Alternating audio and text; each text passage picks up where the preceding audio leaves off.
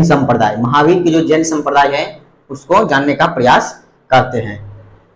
तो देखिए कहते हैं अपनी विकास प्रक्रिया में सैद्धांतिक एवं व्यवहारिक मतभेदों के कारण, अपनी विकास प्रक्रिया में, अपनी विकास अर्थात महावीर के विकास प्रक्रिया में जो है सो सैद्धांतिक एवं व्यवहारिक मतभेद के कारण क्या होता है, जैन धर्म के तहत विभिन्न संप्रदायों का विकास हुआ।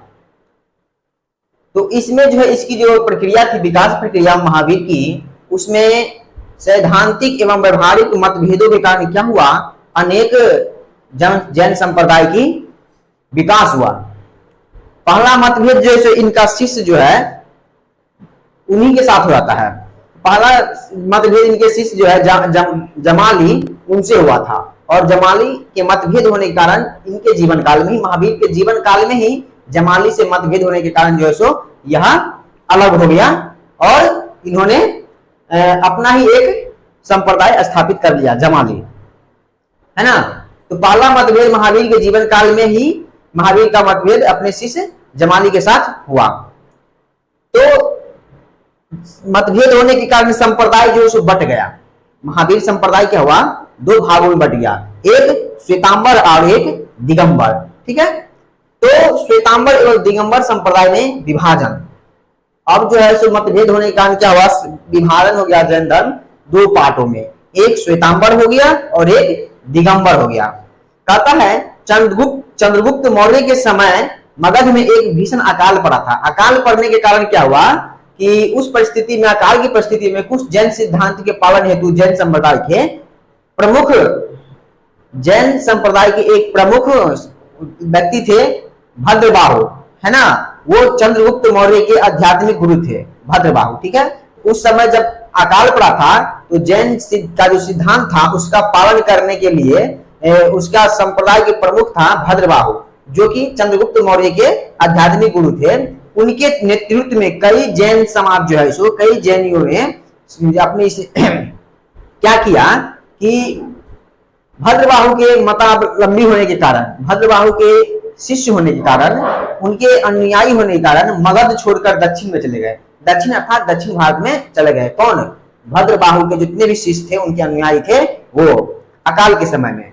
ठीक, जब वो दक्षिण चले गए तो यहां भी कुछ होना चाहिए, तो कुछ लोग जो इस समय एक दूसरे जैन के गुरु बना लिए। जैसे जैन गुरु बने अस्थूलभद्र। भद्रबाहु के चले जाने के बाद यहाँ जो है सो अस्थूलभद्र नामक की जो है सो एक गुरु बने। उनके नेतृत्व में मगध में ही रह गए। तो कुछ लोग चले गए और अस्थूलभद्र के नेतृत्व में जो थे कुछ लोग यहीं रह गए। तो कुछ लोग दक्षिण में चले गए, भद्रबाहु के जितने मानने वाले थे दक्षिण चले गए, और अस्थूलभद्र को जो मानने वाले थे वो यहीं रह गए, है ना।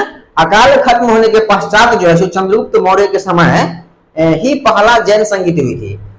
पहला जैन संगीति जो पिछले कक्षा में पढ़े थे, पहला जैन संगीति किसके काल में हुआ था? चंद्रगुप्त मौर्य के समय में ही, काल में ही हुआ था, जिसका अध्यक्ष था कौन कर रहा था? अस्थूलभद्र। अस्थूलभद्र कर क्यों कर रहे थे कि यहाँ तो भद्रबाहु इनकी आध्यात्मिक गुरु थे चंद्रगुप्त मौर्य की, लेकिन भद्रबाहु जो है सो तो दक्षिण चले गए थे, लेकिन यहाँ थे अस्थूलभद्र। अस्थूलभद्र जो है सो इनकी अध्यक्षता कर रहे थे। कौन? इस संगीति की, जो जैन संगीति हुआ, तो इनकी अध्यक्षता कौन कर रहे थे? अस्थूलभद्र। क्योंकि भद्रबाहु थे नहीं, तो भद्रबाहु रहते तो भद्रबाहु इनकी अध्यक्षता करते, तो भद्रबाहु चले गए थे, नहीं थे, तो इसके वजह से अस्थूलभद्र ही गुरु बने और अस्थूलभद्र ही इनकी नेतृत्व कर रहे थे।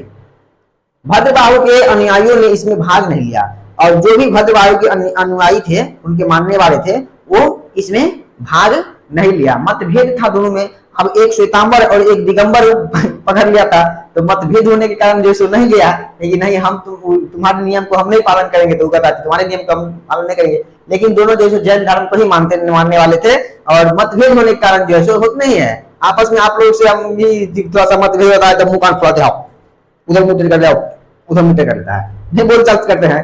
तो इसी कारण से क्या हुआ कि दोनों में मतभेद होने के कारण भद्रबाहु में, अस्थूलभद्र में, तो उस भद्रबाहु का शिष्य सब लोग था, उनके अनुयायी थे, इस संगीति में नहीं आए, है ना।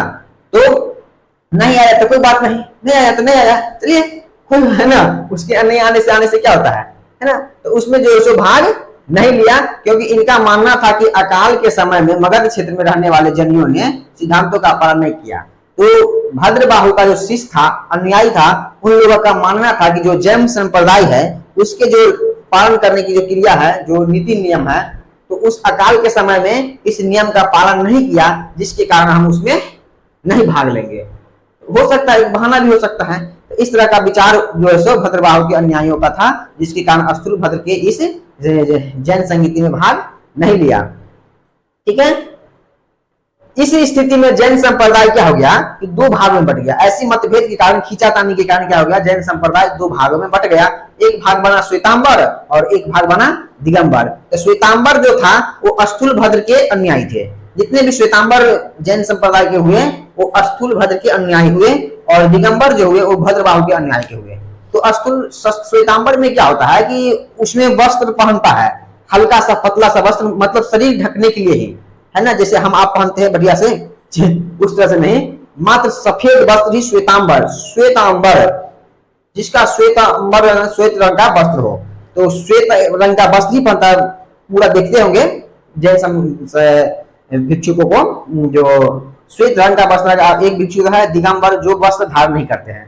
तो श्वेतांबर वाला जो श्वेत वस्त्र धारण करते हैं, हम उनका भी प्रवचन सुनते रहते हैं। श्वेतांबर वाले के भी प्रवचन सुनते रहते हैं और दिगंबर वाले के भी प्रवचन सुनते हैं। श्वेतांबर वाले के तो नाम नहीं याद है, लेकिन दिगंबर वाला के जो पुलक सागर है, नाम याद है एक दो का, और तरुण सागर है ना, और कई सारे हैं, इन लोग सब का नाम याद है।